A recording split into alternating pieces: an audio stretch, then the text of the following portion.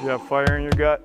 Okay, we're here for a reason to win games. So if you didn't have that fire in your gut, you better light the fire pretty fast. And welcome back to the latest greatest episode of the 7 Points Podcast. My name is Jaden May, joined as always by my co-host Quentin Crisco. Breaking down another week in the NFL. Had a good week last week. Oh yeah, my undefeated streak ended at 8 games, I believe. Still went 4-2, but I had 8 straight going back to week 6 at one point, which was nice. It was nice. And Jay, I went 5-1, 6-2, 6-2, but down a half. Very good. That 5-unit play, it's rough, man. It's rough out here. Oh no, I'm smarter than that. I just got greedy. There are so many games I like better than that one too. And I was like, I've been so bad. Like I have to go big on the play that I like the least, was my thought. And so I was gonna do Texans, and then I was like, I actually like the Texans more than I like the Giants. So I'll do the 5 units on the Giants. I just got too much in my own head and went for it on the wrong game. Shooter's gonna shoot. Shooter's gonna shoot. Speaking of, happy NBA tip-off day to all of those who celebrate. Yep. Boston Celtics beat the New York Knicks, the Villanova Knicks, by about 163 points earlier. Broke the record for the most three-pointers made in a game, I believe. And the Celtics were 1-3 away from the most made by a single team. They tied the record, I believe, and they were shooting for it at the end. Shooter's going to shoot. They did not get it, but shout out the defending champs. I think it was like 143-100. Killed them. Those are some numbers. Shout out to my boy Colby in the comments here. What's up, man?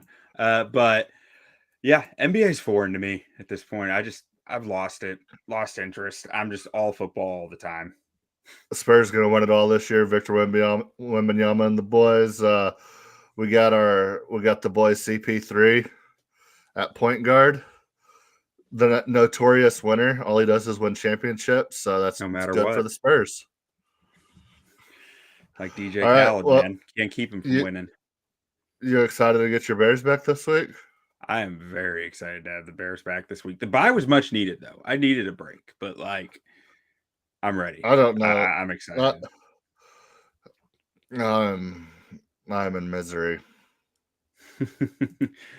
Well, you know what's not miserable? Thursday night football. Thursday night football's never miserable. You know who's not miserable? The Minnesota motherfucking Vikings. I don't understand this team, but I can't. I mean, they are. They just are. I think you can officially say that the Vikings are a good team, and that is coming off their first loss of the season. But they played a good, complete game. Probably should have won, had opportunities to win, but playing a very, very, very talented Detroit Lions team that's hard to beat, and came down to the very end. So you look at that Vikings team coming off that game versus the Rams, coming off of their game off the bye. I don't know how I was trying to say that. Rams looked all right. Yeah. Not great. Yeah. I think that's just what the Rams are at this point. Yeah, they're you can only scheme so much, right? Like your scheme can only overcome talent so much that, I mean, unless you're the Minnesota Vikings, but I think that there's some insane development happening on that Vikings defense. Sammy D's starting to turn into a bit of a pumpkin here. He hadn't looked great for a few weeks. You know what the rumor is? What's the rumor? After this game, quarterbacks just switched teams. Yeah? Stafford in Minnesota and Darnold in L.A.? I don't know if Darnold would go to L.A., but Stafford to Minnesota. I sent to you on Twitter. USC boy playing for the Rams? What was his name? Ricky Takes? Something like that? Johnny Takes? Or Johnny Sources? Jackie Sources. Our boy Jackie Sources out there. Yeah, That would be incredible. I mean, does Stafford's wife go back to the Midwest after she's just said how much they like LA? Or would this be like a one and done type year? But if Stafford goes to Minnesota, then where's Aaron Rodgers going next year? Is the real question. That is the real question. The Saints? Is Brett Favre from Louisiana? What? Is Brett Favre from Louisiana? No, it's from Mississippi. Mississippi. What's Mississippi's team? Atlanta? Mud Dogs. Led by Bobby Boucher, man. Yeah. In the Bourbon Bowl. Yeah, I'm taking the Vikings in this spot for all the reasons we just mentioned. I have Vikings -3. You have 1.5 here. I will gladly take them at -1.5. But I got Vikings at -3. Still love it at that line. Even love it more at 1.5. I think they're a good, complete team. Aaron Jones running the ball extremely well. I think they'll be able to run on the Rams. And that I don't know what it is about this Vikings defense. They're just good. I think I botched that one because it's supposed to be 3.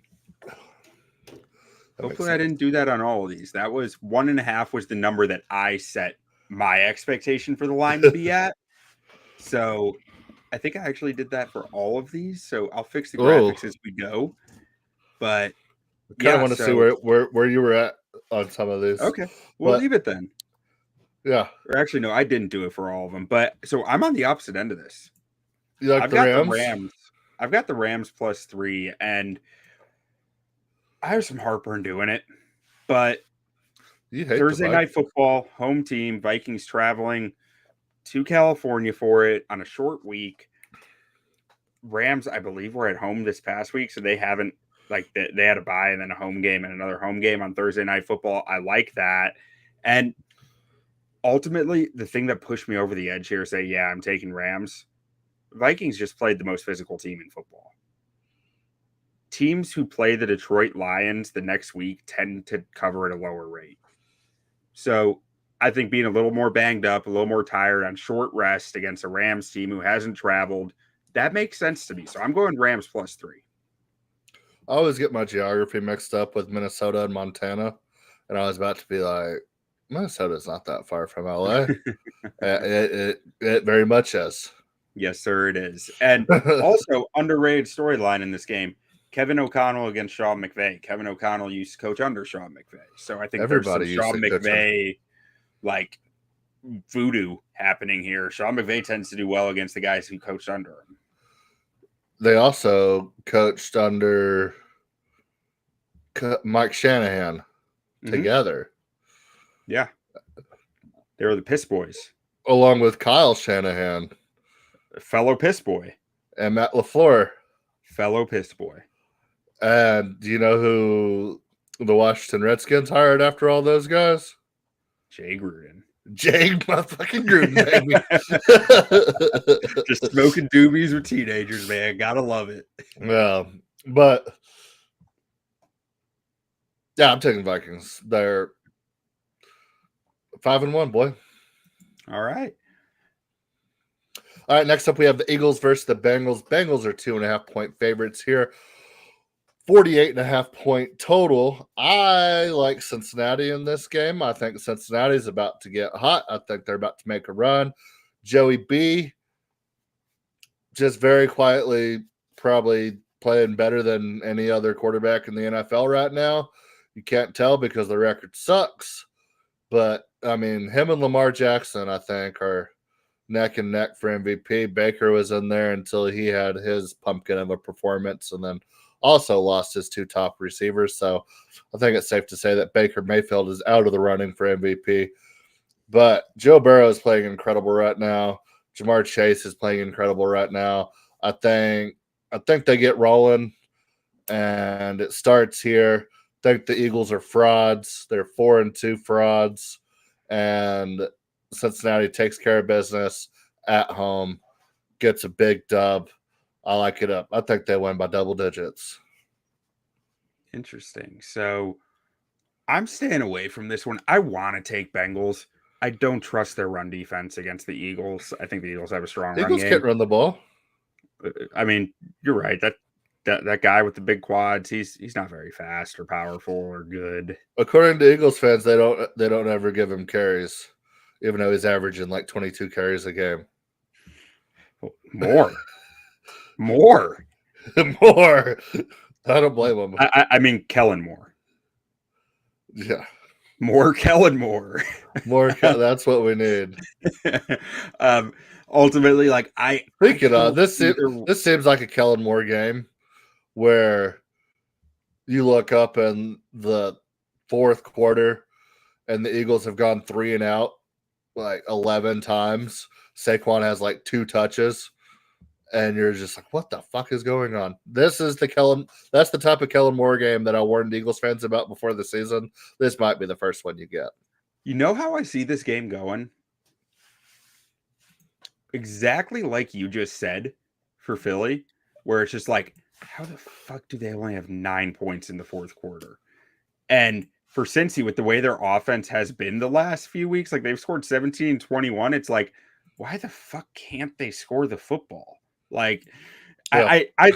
My brain says I like the over in this game. My gut says I like the under, and so I'm just staying away from that. I do have the over. Spread. I do have the over in this game as well, for 3 units. Yeah, so like I like last week the Bengals only had 220 yards of offense. You know, like maybe some of that was game script because you got up on the Browns and we're just like, okay, let's just cruise this thing home.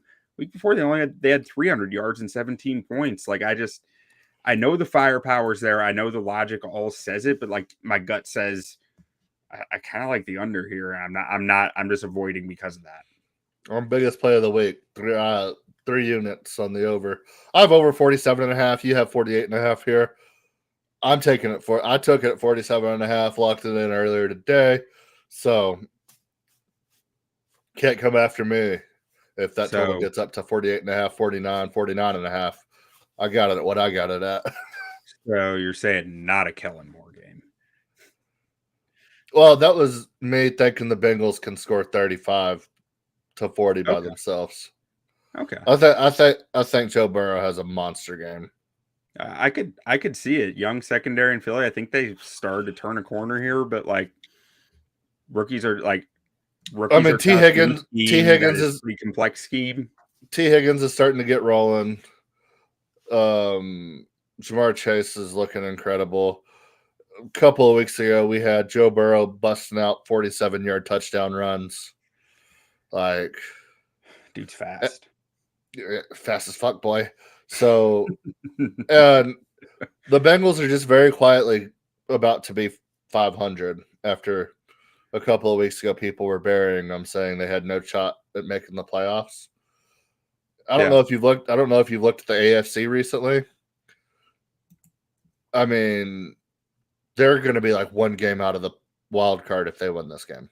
Yeah, no, they'll be right there. So the AFC is so bad outside of the top teams. Yeah, it's. Let's see here. You got KC at 6 wins, Buffalo, Pittsburgh, Baltimore, and Houston at 5, and then no one Indy and Denver at 4. So that's 1, 2, 3, 4, 5. There are 5 teams that like.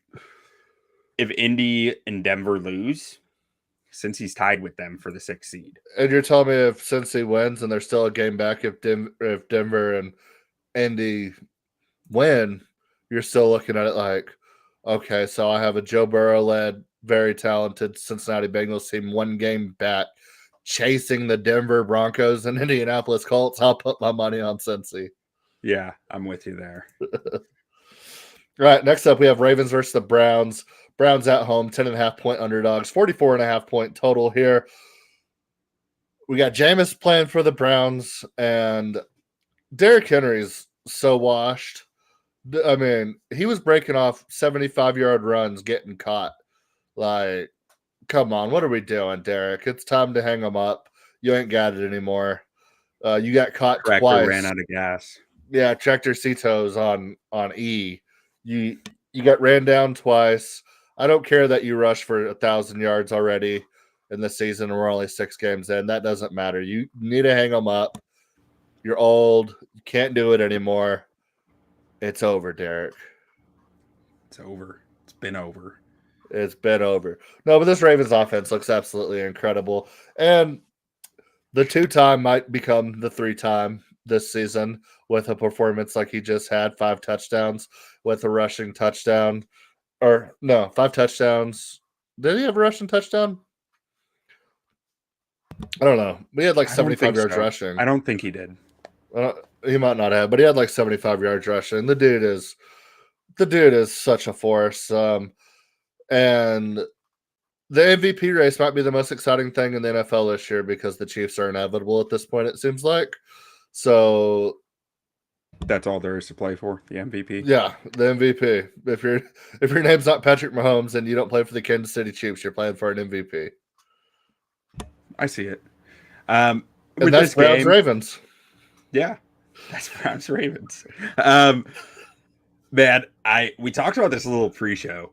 Like, I want to bet the Browns here.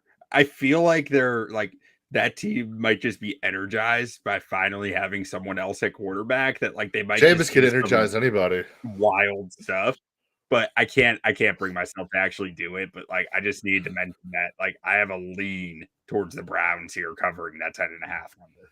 If this was Joe Flacco, I would be all over it. Well, Flacco's elite. He is. He doesn't just keep W's. He puts them on the board. I had the Browns written down, and as I was actually putting my bets into our bet tracker, I decided against it and cashed out because I'm not betting on this Browns team. But, I mean, they do love Nick Chubb, and he looked healthy-ish. And Jameis is nothing if not fun. A power surge into the offense. So I was trying to think of a word, catalyst. So works. You might get that out of him, but I don't know. Also saw that Myles Garrett is going to get traded to the Bears. What do you think about that? That would be fun. Would be fun. That would be fun. I mean, I don't want to think about the trade compensation, but like it would be fun. I'd be hyped about it. Yeah, I just love this time of year where it's like every big name player is just headed to a team that's like pretty good. And you're like, well, what if they had this? And so then it's just like, oh, Myles Garrett to the Bears. Would be incredible.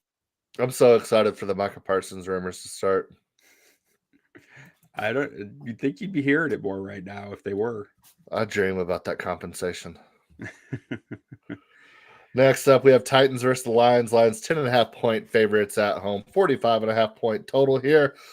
Are the Titans good enough to keep this game close? Are they frisky enough to keep this game close? Because I don't think so. Their quarterbacks have been so bad this year.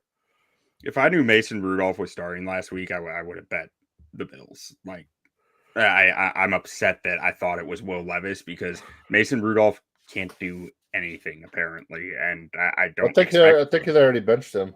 Yeah, like he's just not good. Like, so I wish I knew that, but now I'm questioning like who is going to start for the Titans. I don't even know who's starting for them this week. I'm staying away from this game. Clearly, I would know that if I was betting it. But lean towards the I think the Lions the Titans are the best bad team in the league, probably. Like they have so much going for them, but they just suck. The Lions are just rolling right now. And did you see the Ben Johnson quote whenever they were asking about the Cowboys? They're like, do you think you might have went too far into your bag of tricks? And he just started laughing. He was like, no, haven't even scratched the surface. I didn't see that, but that's beautiful. So, yeah, he's not worried about it. I mean, Ben Johnson's just putting on a masterclass right now how to run an offense. No Jamison Williams, which if you're a Lions fan, this guy's got to be the most frustrating person ever, right? Like, look at the guy. He wasn't on steroids. He probably just took think. some supplement that was not allowed, like, which has to be even more frustrating. Like, the guy's like, what, 24, 25 years old and looks like a stick? Like, he wasn't on roids. Yeah, it probably took like a gas station pill. Yeah. Like, if we're being honest. Yeah. But, it's so frustrating too, because I mean, every time he plays, he flashes, and then it's just like, oh, another injury. Oh, you were gambling on the WNBA in a team facility. Like, what are you doing, dude? You can't even make that up. Like, you have a dude who's 6'1", 127 pounds, getting popped for PEDs and getting suspended for gambling on the WNBA. Was it the WNBA? And I don't know. I like to think it was, though. I mean, he was on pace for 1,000 yards and 8 touchdowns. Yeah, great. It's hard season. to replace. And they were scheming scheming specific plays for him. I mean, yeah, he's one of the fastest guys on the field. David Montgomery broke his ankle and it healed in like 2 drives, so he's back. So David Montgomery is Wolverine. Like, from watching him with the Bears and now the Lions, like, he gets hurt, he goes in the locker room and comes back out. It's like you thought he was going to be gone for like 5 weeks, and he's like, "Nah, I'm good." Also, apparently, like, David Montgomery and Jahmyr Gibbs are just like best friends, which I always think that's pretty cool when 2 running backs like truly like care for one another, that like share a backfield. I feel like it's always good. But apparently they want to be called Sonic and Knuckles. And as a Sega Genesis owner growing up, I like that a lot. I love that. That's beautiful. that is one of the most beautiful things I've heard all week. They're like, Thunder and Lightning's way overplayed. We want to be Sonic and Knuckles. All right. Do you want anything with this game, or you have any leans on this game? Because I mean, I'll take the Lions against just about anybody right now if you made me pick. But yeah, I'm not. Titans defense is just good enough to maybe muck this up and keep it close. But yeah, I lean the Lions, but I'm not taking it. I think I lean towards the Titans for a Lions letdown game after beating a division rival in a pretty exhausting effort. But like, ultimately, I don't want anything to do with it. Yeah, I thought the same thing coming off the Cowboys game, and there was nothing exhausting about that game for Detroit. Well, I mean, they were still running up the score in the fourth quarter. Like, it takes effort. I mean, I don't know how much effort, but they're still putting forth effort. Like, all right, next up we have Colts, Texans. Texans 5.5-point favorites. 46.5 point total here. This is another one I want to lean the Texans. Colts division game. I don't know what the Colts are at this point. And I don't know if we're getting Flacco. I don't know if we're getting Anthony Richardson. Anthony Richardson's bad, but he's so young that you're probably good enough to make the playoffs with Joe Flacco, but you got to see what you got with Anthony Richardson at the same time. Yeah. Like, this team's best chance is with Joe Flacco at quarterback, I think, but you can't quit on Anthony Richardson this fast either because you need answers. As I was just thinking this through, I'm adding this to my slip. Give me Houston minus 5.5. I think this is a get right game for their offense. I think that Indy defense has been one of the easiest to pass on all year. Put me down for it. Put me down for it too. Okay. And I don't know that they're going to be able to keep up with Houston like they did week 1. So I think Houston's going to put up points. I don't trust Indy to be able to match it. They will have Jonathan Taylor back. I'm betting. It seems up in the air right now. I'm guessing that Jonathan Taylor probably could have come back a little earlier, but they were saying, no, we need you for division games. So that does add an element to their offense that is tougher to stop. But really, I just think the Texans are going to win this game by a touchdown. Like that feels easy to me as I'm talking through it with the way Indy's defense has played this year. Okay, you're putting it in. Cool. Yeah. I don't know why I didn't have this one. I mean, Texans have looked so damn good. I mean, even without Nico Collins, they've looked very impressive. Joe Mixon's running the ball very well for them. And CJ Stroud's really freaking good, and D'Amico's got that defense humming. So yeah, I'm all over that with you. And less than a touchdown, give it to me all day. All right, now we have Packers going to Jacksonville, take on the Jaguars. Jaguars 4.5-point dogs, 50.5-point total. And I have to ask, are the Jaguars back, or did the Patriots soft? Don't ask Bill Belichick that question. Don't ask their head coach that question either. Gerard Mayo said they're soft. Yeah. And then Bill Belichick had their backs. Oh, against Mayo? Yeah, Bill Belichick had defended the players when he was asked about it. But anyways, I mean, I don't think the Jaguars are back. I don't think the Patriots are soft either. I think they were in London, and weird things happen in London. You don't play the same way. The Jags were were there for 2 weeks. Yeah. Bad bet for me. One of my 2 losses last week was Patriots plus 5.5, whatever. But you know what? I'm not learning from it because I'm taking Packers minus 4.5 here. This seems like a clear play to me. I don't think the Jaguars are very good still. I think that Packers defense has been like, they made CJ Stroud look like shit last week. I don't think Trevor Lawrence is going to have any easier of a time. So this Packers defense is playing really well. I think they're going to be able to put up points. I don't think the Jags defense is good enough to force Jordan Love into bad decisions the same way that like a Texans defense was able to. Packers minus 4.5. That's my play. Yeah, I'm not touching this one. If I were, I'll probably lean Jags. I think they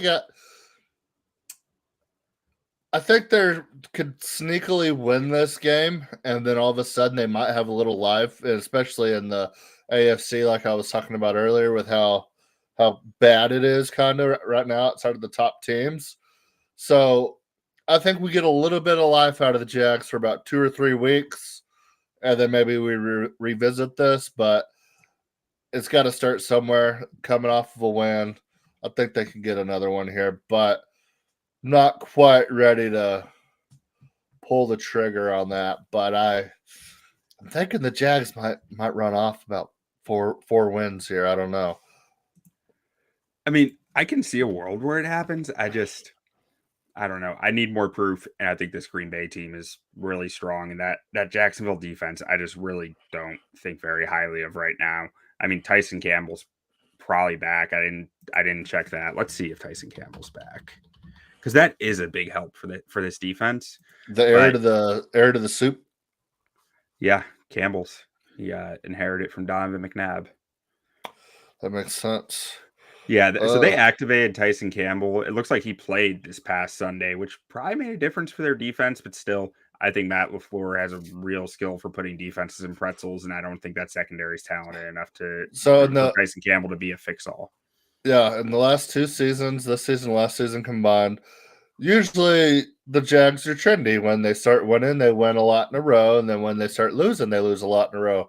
They've won 2 out of their last 3, lost to the Bears, but 2 out of 3, is that a trend? And if so, they can go out and beat the Packers. They can go out and beat the Eagles. They can go out and beat the Vikings. They can go out and beat the Lions. They can go out and beat the Texans. Holy hell, that's a hard schedule coming up.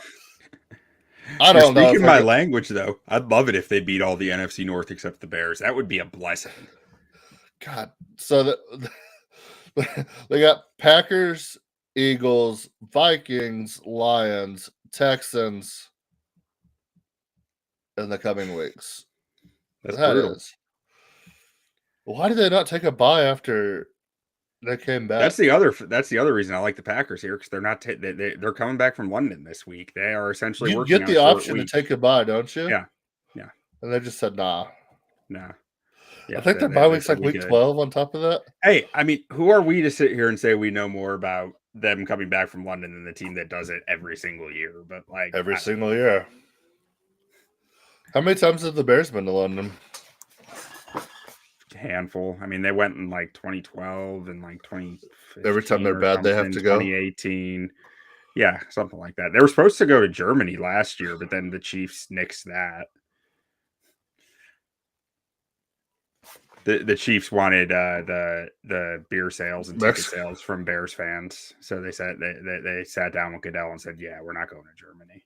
We're not going to Germany when you got all these Midwesterner coming into our stadium at Arrowhead to come drink our beer."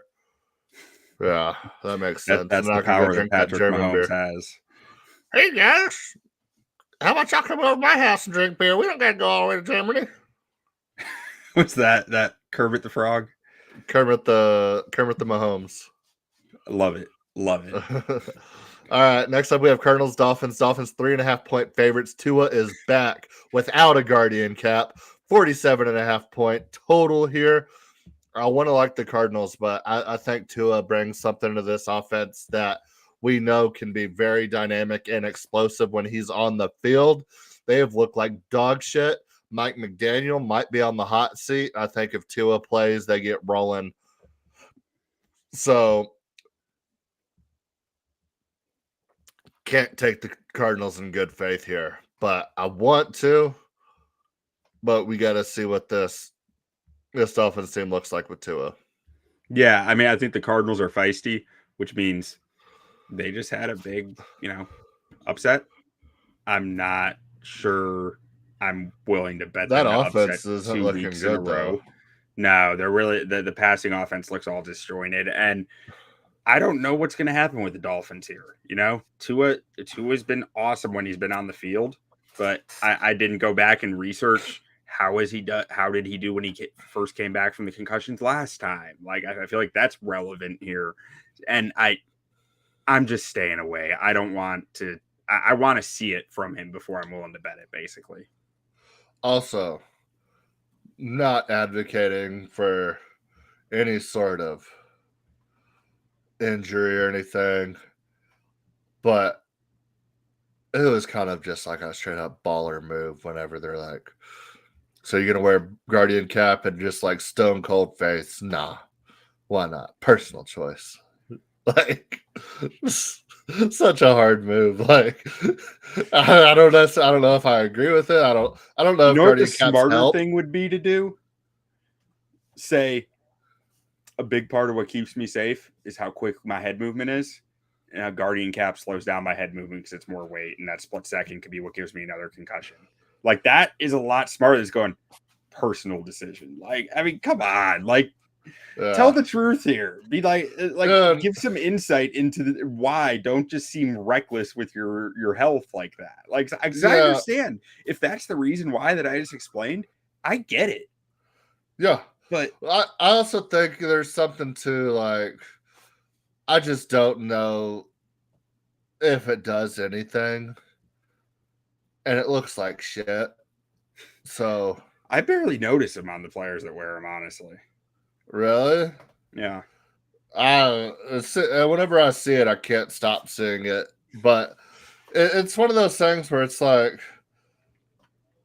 I don't know. Ed Reed was kind of talking about it last night in the Manning cast. He was like, anytime you get a concussion, it's usually like ear area, like is getting hit from like that angle. He was like, rarely do you get hit like on the top of the head, and that's where you get your concussion from. So he's like, I just don't see how these things help. Like, he was like, if that's the take too, then like, I mean, especially for a quarterback or like a defensive back, I can get that more.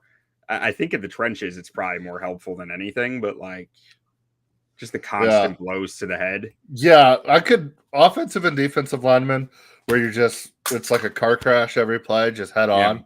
Like I could see it from that a little bit more, but yeah, Ed Reed was basically saying like on most collisions, you get it from like you're basically like the snapping of the neck, is what gives it to you, like. And I was like, that makes sense. Or if head on collision, head getting snapped back, getting snapped like every which way. Tua could have explained it more to make it like more logical and make it less of a storyline that he's just being a tough guy, Yeah, I'm sure there's more to it than personal decision, but then again, he doesn't have to tell us anything. Yeah, that's kind of that's what I liked about it. It's like, it's not your fucking business. If he makes a decision and he tells you he's making that decision, He's a grown-ass man. He makes his own money. He don't owe you shit. Like, so when he says he's not going to wear it, don't be mad when you ask why. And he basically says, go fuck yourself. All right. Well, on this game, I probably lean towards the Dolphins, but that's all I got. I can't bet anything else on this game. Yeah, man. Yeah, I would not touching it. Probably lean Dolphins. That Cardinals offense just cannot get in the sync. Oh. Are the Patriots getting their second win of the year against the Jets? I don't remember when I bet on the Patriots earlier in the year and the Jets beat the shit out of them. Did they? What was the final score there? I took the Patriots thinking they'd be frisky. The Patriots or the Jets are 2-5. Yeah. Ugh. All they need to do is trade for Cooper Kupp and they'll be fixed. This team is broken. Like I don't know if I remember seeing a team on prime time quit the same way the Jets quit last week. Like on the kick return, it was like guys were just getting walked backwards. Like it was just the Steelers really just put it to them. And it's like some of these losses, like a 9-10 loss versus the Broncos, a 20-23 loss versus the Bills, Jets or the Vikings game. I mean, they were in it until they weren't. Like they were losing games in hilarious fashion outside of just getting destroyed. And maybe when you're 42 years old and you want to keep playing football, maybe you should hyper focus on football instead of gallivanting around the world and taking ayahuasca trips. Doing drugs. Like, I'm not against those things. But if you're at the back half of your career trying to squeeze every last bit you can, maybe that should be your focus. And maybe you should have been doing this stuff in your 20s when you were pissing off your family and everything else in Green Bay. Maybe Tyron Smith should have been doing ayahuasca. What happened with Tyron Smith? He's bad. Oh, yeah, I told you that. Yeah, you did. You called it week 1. But maybe he just needs some ayahuasca. Or he was showing signs of regression last year, played pretty well in a couple spots, and it was very clearly time to move on from him. Or maybe you just need a few more time slots in the Pat McAfee show. That's what it is. Imagine this dude is our vice president one day. Just, yeah, it's all about the Brian Windhorse fingers. Yeah. Election season in full swing. It's a great version of Rodgers. Yeah, I have nothing for this game at all. I want to bet Patriots. I'm not, but I want to bet Patriots. That's what I said week 2. I will probably sprinkle the Patriots money line, but ultimately Drake May is good. He is good. I can't put out I'm not going to put Patriots on my official picks because I don't want the risk of the rookie quarterback against one of the best secondaries in the NFL. But I do think this Jets team, good? Talent-wise, they're up there with anybody. But the team is falling apart at the seams. And so for fun, I'm probably going to bet Patriots money line. I think they just need to go out and get another receiver for Aaron Rodgers. I mean, Cooper Kupp is free right now. Yeah. Go out and get Cooper Kupp and it's all fixed. Or what's his name? Marquez Valdez-Scantling can be had. Oh, yeah. Get the band back together. Jordy Nelson's probably out there. Marquez Valdez-Scantling, Devontae Adams, Bob Tonyan's probably out there somewhere. Boom. All Bobby T. Yeah. I think Jordy's probably available. He's probably owns like a car dealership in the greater Wisconsin area. Yeah, I'm sure. Probably making a killing. He's got Super Bowl highlights just running in his office 24/7.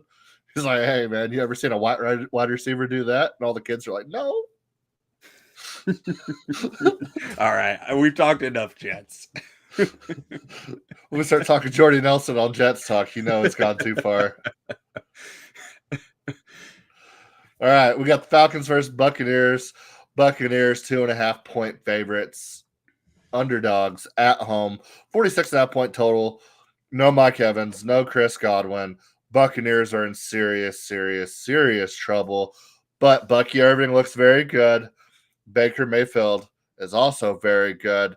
We should be getting Mike Evans back in 3 to 5 weeks, they said. I don't like to assume, but I'm gonna go ahead and assume Chris Godwin's out for the year. Maybe you smash the Cooper Kupp button. Maybe. Is Cooper Kupp gonna come up in every game? Just for the teams that need him. Every team needs him. Every team could use Cooper Kupp.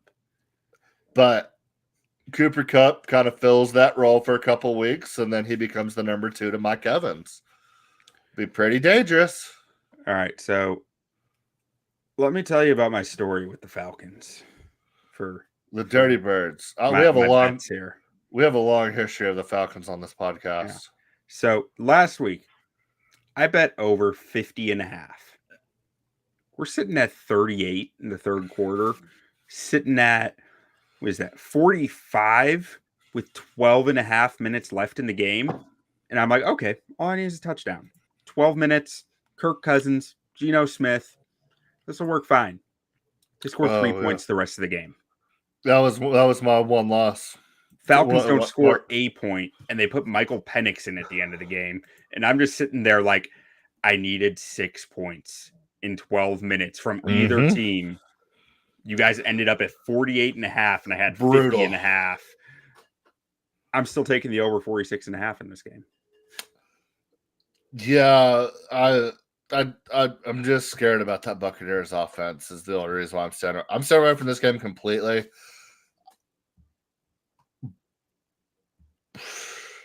That Buccaneers defense is still pretty good, though.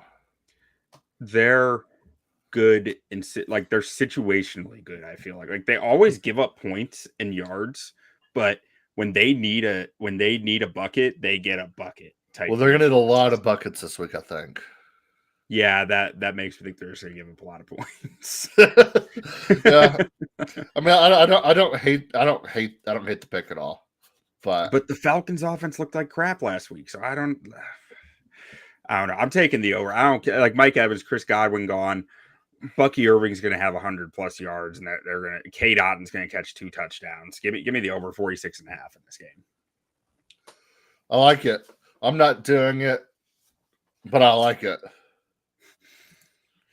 All right. Next up, we have Saints versus game of the week. Yeah, very possible. We have Saints versus Chargers. Chargers 7.5-point favorites at home. 39.5-point total here. Chargers are bad. Justin Herbert's an absolute dog shit quarterback. He's the fucking worst. Be careful with Justin Herbert Twitter, man. No. Fuck Justin Herbert. He is so bad. I'm tired of giving this dude excuses. He's a top 20 quarterback in the NFL, and that's it. You know what he looks like right now? He looks like a picked scab. He's Alex Smith.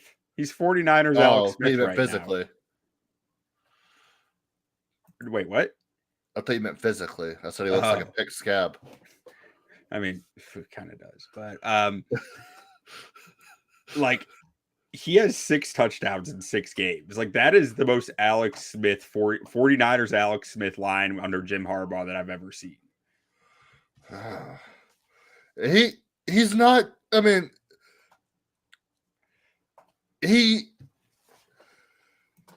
I don't know why we're having this conversation, but I mean, people act like this guy is an elite quarterback, a creme de la creme of QBs. He doesn't fucking win. His numbers, there's nothing about his numbers that impress you, and he can make a couple of throws that you're like, oh wow, look at this guy. He's bad. He's mid. He's average. He's a top 20 quarterback in the league. And the sooner Chargers fans realize that, the one or two of them out there that have 17 burner accounts to make it look like they're a united fan base, the sooner he realizes that, the happier he'll be, and maybe he'll get off Twitter because he's not that. He's not that, my guy. He ain't that guy. He won't be that guy. He will never be that guy. He wasn't that guy in college. He's not that guy. But the records, Jay. The records he broke. Oh my God. There were stats. I mean, so I think the thing about Justin Herbert is he's polarizing. Like, this guy He's not. No, I mean, this guy can be so good. And that's what you're saying. Like, the plays that you see, and he doesn't make a lot of mistakes, but like, to me, nothing's outside the box. We're 6 games into this. We're 6 games into the season. He's 500. He's 6 years into his career. He's 500. Yeah. At what point are you what your numbers say you are? You're a 500 quarterback who you're never what your numbers say you are, because Sam Darnold and Geno Smith. They're good. Right, but we're talking about elite good. We're talking about elite quarterbacks versus a guy who has had every opportunity to succeed, who's 500 on his career, right? Who's also 500 this season. What we're seeing happen in the NFL right now is QBs who have sucked and been mid are becoming good late in their career. So it's like, when you're asking at what point are his numbers going to matter? The point is never now, because we've seen it go contrary twice in the last 3 years. So where does he go from the Chargers to have a rejuvenation of his career? Is it the Saints after this game with Cooper Kupp? I will say we always knew his numbers were going to suffer under Jim Harbaugh, but if he goes to a Sean McVay and Mike McDaniel, he's going to light it up. Well, I don't doubt that, but he needs a dog at head coach who is also willing to air it out. And Jim Harbaugh is only one of those two. So the Rams trade Cooper Kupp and Matt Stafford, and they come away with, I'm trying to think of Jimmy Johnson's trade chart right now. Let's say they come away with 257 points worth of picks. How many points worth of picks do you need for a Justin Herbert? I have no idea. It's over. I don't even know what I can't answer that question. I think first overall was 200 points. Okay. And then everything's weighted off of that. But let's say they get a couple of nice picks. They have their own first. And then Sean McVay is like, hey, I'm going to go get me a Justin Herbert. Sean McVay's going to do some filthy shit with Justin Herbert. I'll tell you that much. What if he didn't? How many times does this kid need to be 500 before he's just a 500 quarterback? Until he retires. And then once he retires, that's the way it works. When you've got the talent, you've got the talent. Ugh. I hate him so much. Okay, but this game. What do you think of this game? The Saints are terrible, but 7.5. Should the Chargers be 7.5 point favorites against anybody? No, the Saints are terrible. Right. Is Derek Carr back this game? I don't think so. I don't think so. But Chris Olave might be. Oh, that changes things a little bit. Spencer Rattler has shown flashes. Spencer Rattler has shown just as much arm talent as Justin Herbert has in his entire career. And are we talking about Spencer? We're talking about Spencer Rattler being a top 3 quarterback. Look at the records. just watch that ball just slaying out of Rattler's arms. And Spencer Rattler's a much cooler name than Justin Herbert. It is. Undoubtedly it is. But I don't even have a lean on this game. I probably lean towards the Chargers, but the Chargers are exactly 500 right now, so it's hard to pick. If they win this week, they'll lose next. If they lose this week, they'll win next week. So next week's the week you bet the Chargers because they're going to be 500 because that's what Justin Herbert is, a 500 quarterback. Boom. So you just have to bet on them every other week. Yeah. And you don't. It makes it easy. All right, next up we have Bills Seahawks. Seahawks 3-point dogs at home versus the Bills. 47.5-point total here. Hey, we called it last week. Gino was going to have a game. The Seahawks were going to have a game. They went out and had a game versus Atlanta. Looked good. Mm-hmm. Looked good. But this Bills team, this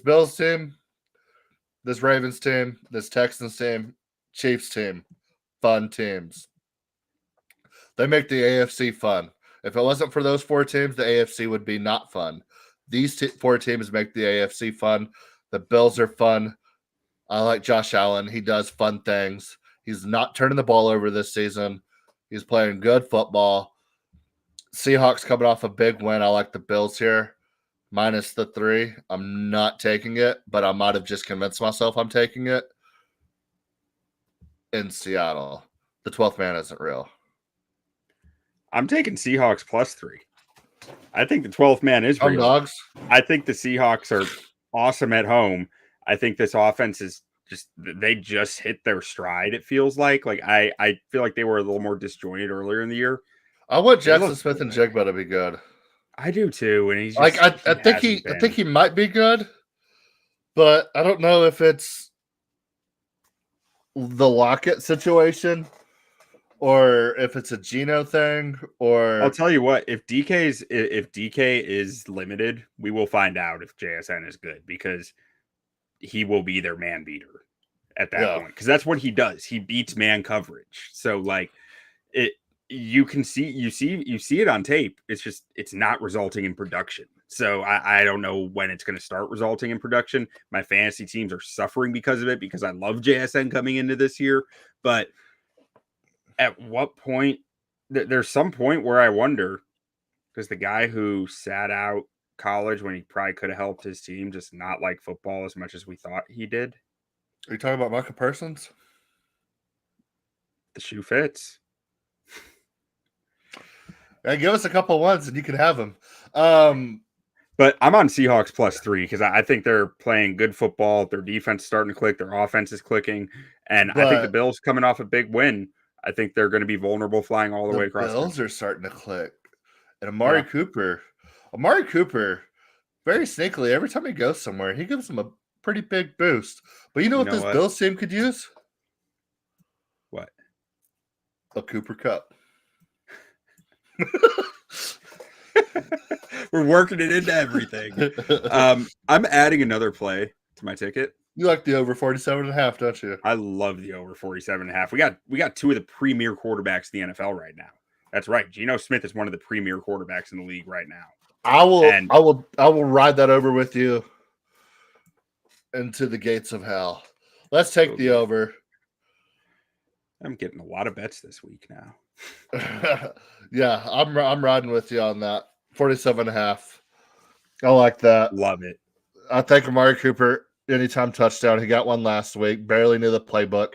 He was asking the rookie for help in the middle of the play. I love it.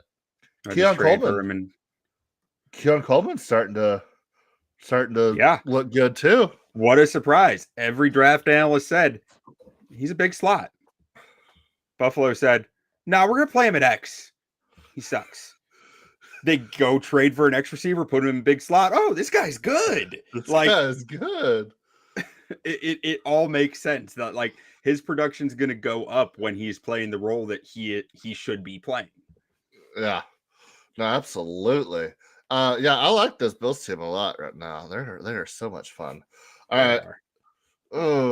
We got Panthers versus Broncos. Broncos 7.5-point favorites at home. 43.5-point total. That is a wild total to be a 7.5-point favorite.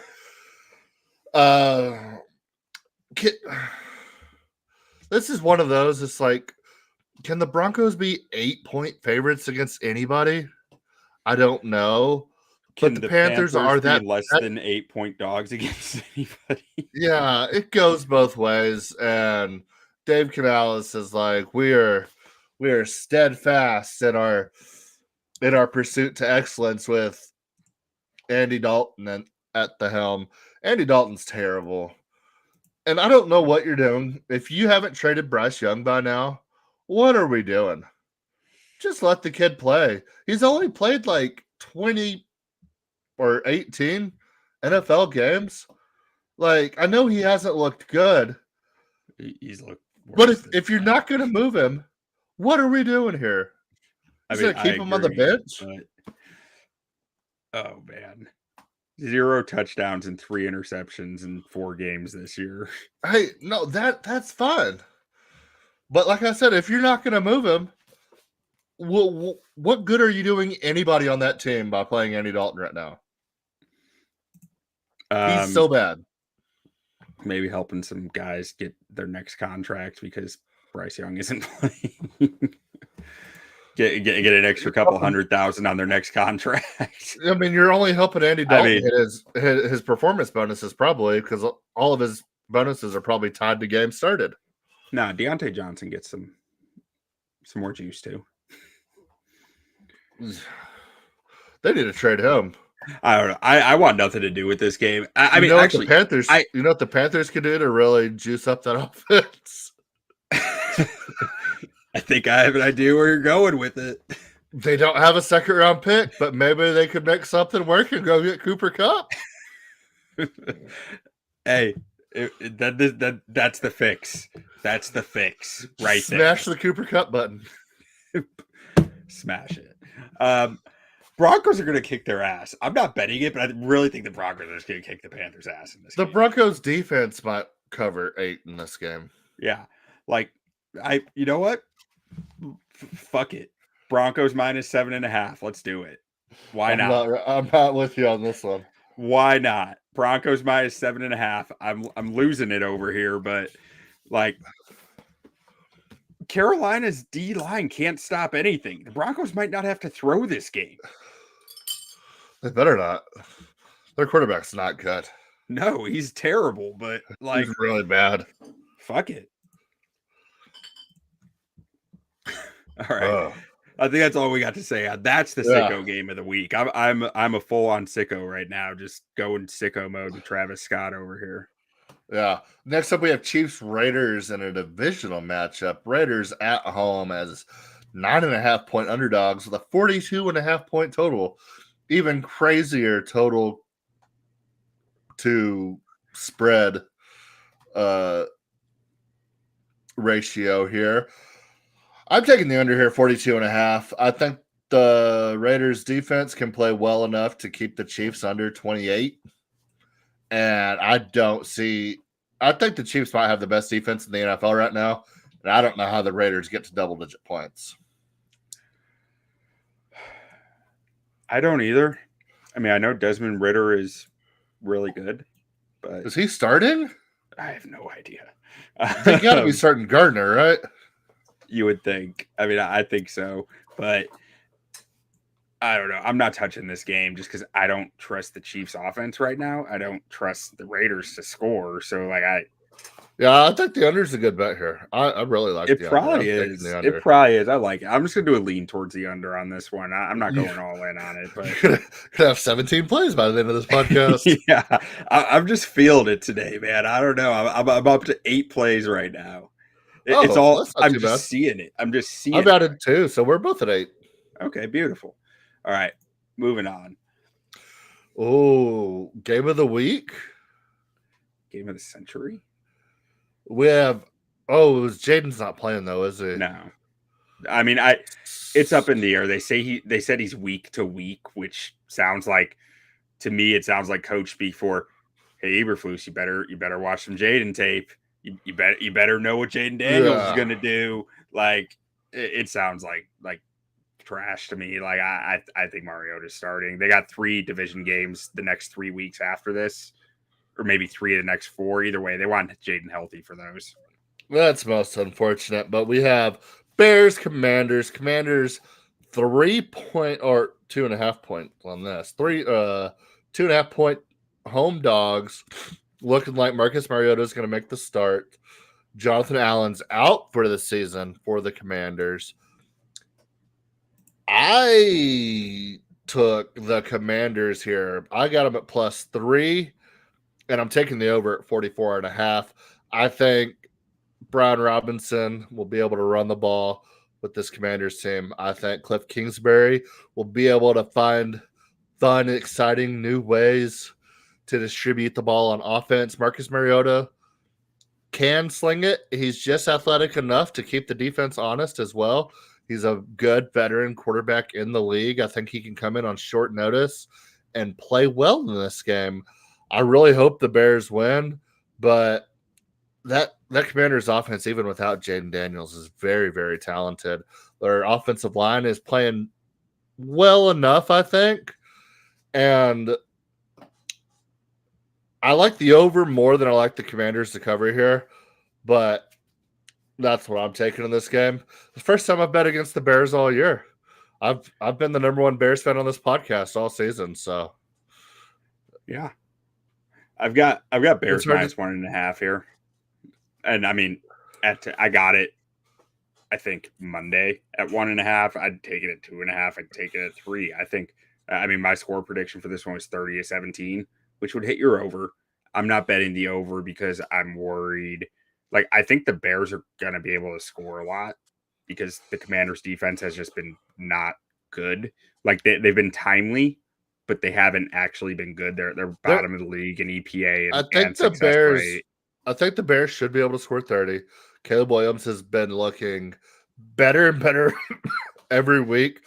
I think Caleb Williams is not getting enough credit for how good he has looked in the last couple of weeks. With all that being said, there's just something about a hot team, and I don't know if the Bears are hot. They're playing good football, and if you're a Bears fan, you got to be super, super excited. Everything's going right, except that you're a 2-loss team 7 weeks into the season, and you're last place in the division. That fucking sucks. But other than that, you got to feel great as a Bears fan. Everything is trending the right direction. The team is getting better. You have clear lines of sight of where we need to improve, where we need to focus on. Like, everything is in front of you. But Commanders are fucking red hot right now. They are. But one thing to think about with this, Matt Eberflus, 2-0 against the spread off the bye week. 5-2 with additional rest, 8+ days rest, 5-2 against the spread. And he has consistently, with extra rest, put together game plans that limit the offense to less than what they've done in other games. So if we want to take a step back from this and say, Cliff Kingsbury offenses have had a tendency to lose some steam at some point in the season, this might be the game where it happens because Matt Eberflus might be able to put an outline out there for how to start to slow this Commanders offense down. But it's Marcus Mariota, not Jaden Daniels, and I think that does make a difference. That is a wild card in here. But Matt Eberflus has kicked backup quarterbacks' asses as the Bears head coach. I don't know if that's a trait that you really want to lean on for your head coach, but if there's one trait I believe in Matt Eberflus Marcus Mariota was to kick backup quarterbacks' asses. Are those backup quarterbacks the number 2 overall pick and Heisman winners? I don't remember. Probably not. Probably not, but it's possible. But what is Dan Quinn's defense like versus rookie quarterbacks? I do not know, which makes probably me think pretty good. I mean, I don't know. I feel like I would have heard about it. I don't know if he's going to attack, but he's not Todd Bowles. He's not like Vic Fangio. I think Jonathan Allen was playing. Jonathan Allen was playing great this year. Was he? I thought he wasn't really that noticeable. I could be off. I haven't watched that many. I haven't watched full games, to be fair, but it just seemed like every time I turned on a game, he was at least making an impact is what you want out of a defensive tackle. But I will say, Cliff Kingsbury, this seems like a Cliff Kingsbury game here, but I think DeAndre Swift is coming on strong right now for the Bears. And almost 500 yards the last 3 games. Yeah, I might like his all of his totals this week. Rushing, receiving combined, anytime touchdown. And why don't we get Rome some catches, Rome some touchdowns? I mean, we have this rookie class of wide receivers where Brian Thomas is going off, Blake Neighbors is going off, Keon Coleman's starting to spread his wings and fly. When's Romy's time to shine? It's now against Brent Forbes. No, not Brent Forbes. He plays for the Emmanuel Forbes isn't even the starter. Emmanuel Forbes. He played last week, got a pick. Yeah, because they were up by 40 on Carolina. I thought they were down a DB is why he was playing, but I according to their depth chart right now, he's not starting, and I know he played a good amount of snaps last week. I thought he had to start last week, and I thought he was starting again, but that's disappointing. I could be off on that. When I was looking today, it looks like he wasn't starting, but it's always day to day with that stuff. It's hard to always decipher it. But to your point, within the Bears content creator community, there is a belief that Rome Odunze is the best wide receiver on this team. Not because of production, but because of what he's doing on tape. And if we're noticing that, I think the Bears are noticing that. And coming off a bye week would be the time I would expect them to make some changes in the offense to really get him the football more. So, DJ Moore, the highest paid player in Bears history? Or highest paid receiver? Receiver, I think. I mean, maybe he might be highest paid. It just depends how much the cap's gone. Like, I mean, it's possible. I don't think he passed Mac, but I could be wrong. It was something in Hard Knocks. So he was either it might have been the highest guarantee they've ever given in Bears history. Maybe that sounds right. But I mean, I think Keenan Allen is kind of a rental at this point. Like you don't really see Keenan Allen in the long-term future. But if Rome Odunze is your best receiver on this team, I mean, we know how good DJ Moore is. So that would be great. Yeah. I mean, if that were the case. I'm trying to get Rome in every fantasy league because I think he's about to pop off. Who's got him in our league? Someone who has not responded to my trade request all week. Oh, I'm about to hit him. Is it? I know. I almost didn't say it because I didn't want you to know, and then I was like, for the podcast. I got firepower, baby. But yeah, I'm taking Commanders here, and I'm taking the over. But yeah, so I like the Commanders here. I think they're just red hot right now. But I mean, I've been on the Bears since preseason. I got them winning the North. Got them winning 12 games. So I think they can afford to lose this one. All right, moving on to your Dallas Cowboys going to San Francisco to play the 49ers. 49ers are 4.5-point favorites, total of 47.5. Jay, what's happening here? All right, so we're going into what, week 9 here? Week 8? 8. And before the season, if I were like, we got Cowboys 49ers, week 8. Both teams with losing records. You'd be like, what? That's crazy. Largest average salary in Bears history at 27.5, says Artur. Yeah, I'm so defeated on this Cowboys team. Very, very injured. Do not look good. 49ers, Ayuk's out for the season. Debo has pneumonia. Debo's dead. Has anyone seen Debo live since that game? No, we have not. I'm not convinced Debo's still alive. I think the 49ers finally killed that man. Yeah. Greg Kittle might be out for this game. Old Greg. This game is gross. Cowboys are going to lose by 40. Ricky Pearsall is going to break every rookie receiving record known to man. He's going to have like 14. He's going to be out there laying people out. Yeah. Jordan Mason's going to rush for 750 yards. I think the Cowboys have given up. It's sad to see this piss poor performance that they game against the Lions, and they just have no fight in them whatsoever. They're just limp dicking it through the season. They don't give a fuck. Bill Belichick's probably next up. I don't know what he's gonna do. I'm just so done with this team for this year. If they win this game, I might be halfway back in. But we basically gotta go like 3-2 in our next 5. And more realistically, we'll go 1-4. So it doesn't matter. We're gonna have a top 15 pick. Probably take it on a receiver that wants an extension after year 2 and takes up the rest of our cap space. So that'll be fun. Yeah. Just trade Micah, please. I don't want to be stuck with that Micah Parsons contract. Fair. I don't want to touch this game. I lean towards the Niners. I do not know what to expect from either team. I don't know who's playing wide receiver for the 49ers outside Ricky Pearsall. Ooh. Their top 3 guys are out. So I'm out on that. And yeah, that's all I have to say about this game. I just looked up who has Odunze, and it's the most inactive user in our fantasy league.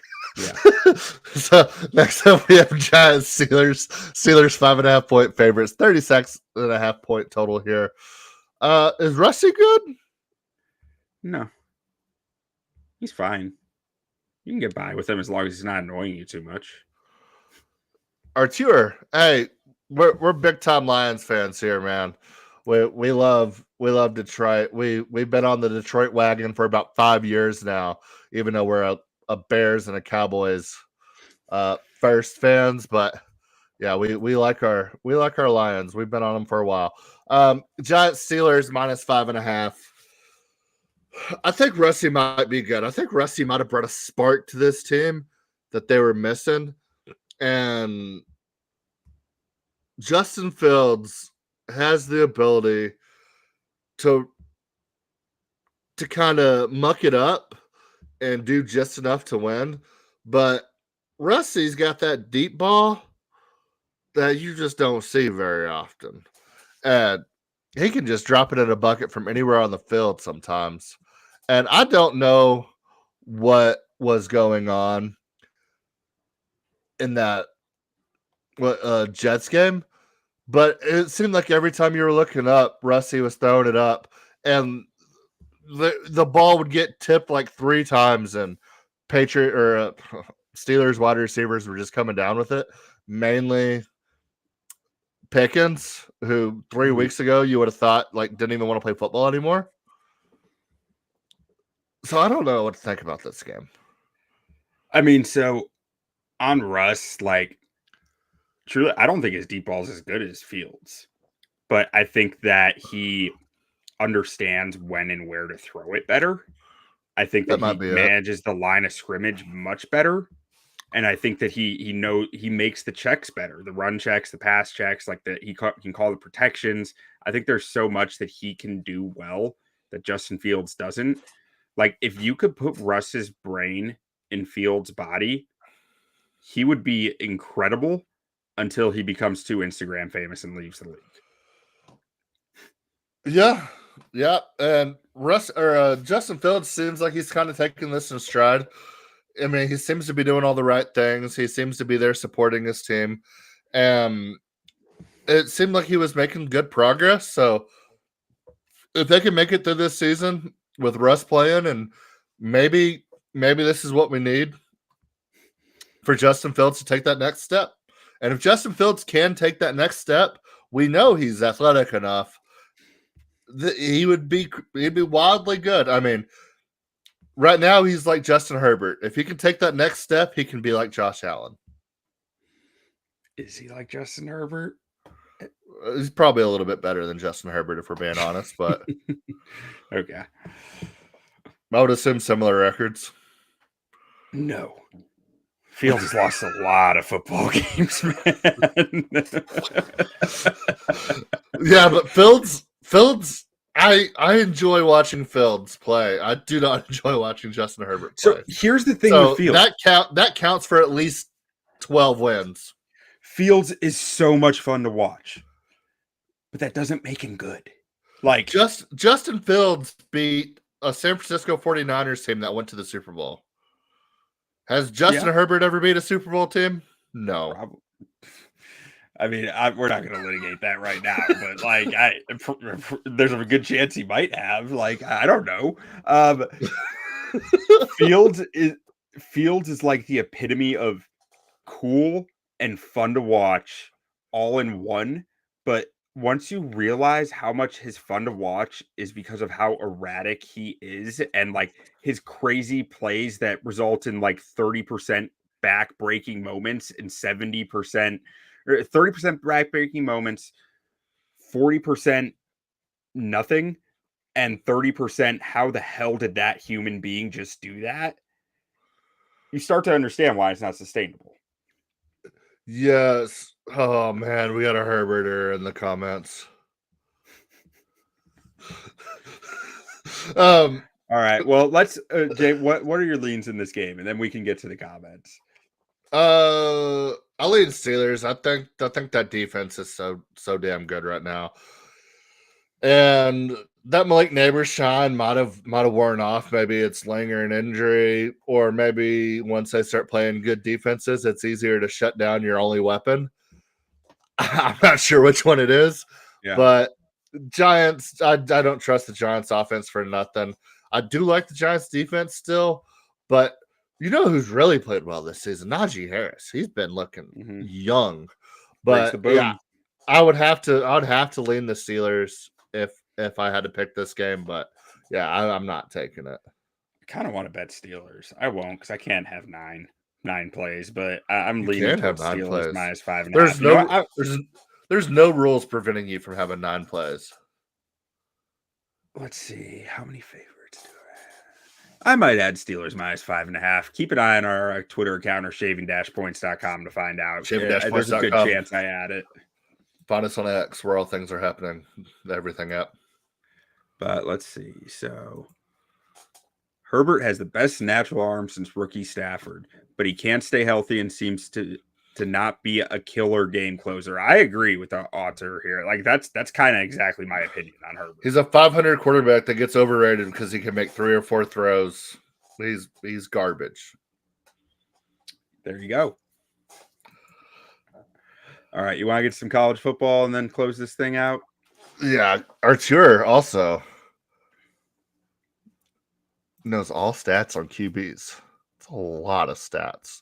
Not a fan of anybody but Goff, but statistically in the right situation, Herbert's arm does things at the top level. Herbert's trash. College football time. All right. First up, we don't go against the troops on the podcast. Taking Navy plus 12.5 versus Notre Dame. Navy midshipmen. Offense is absolutely humming right now. I like them to keep this game close, and I think they cover that 12.5. Next up, I'm done sleeping on Indiana. Kurt Cignetti. Google him. Might be the best coach of all time. Related to Frank Cignetti Jr., the guy who's coached literally everywhere in the country? Yeah. Gotta be. Yeah, gotta be. I'm taking Indiana minus 6.5 versus Washington in this game.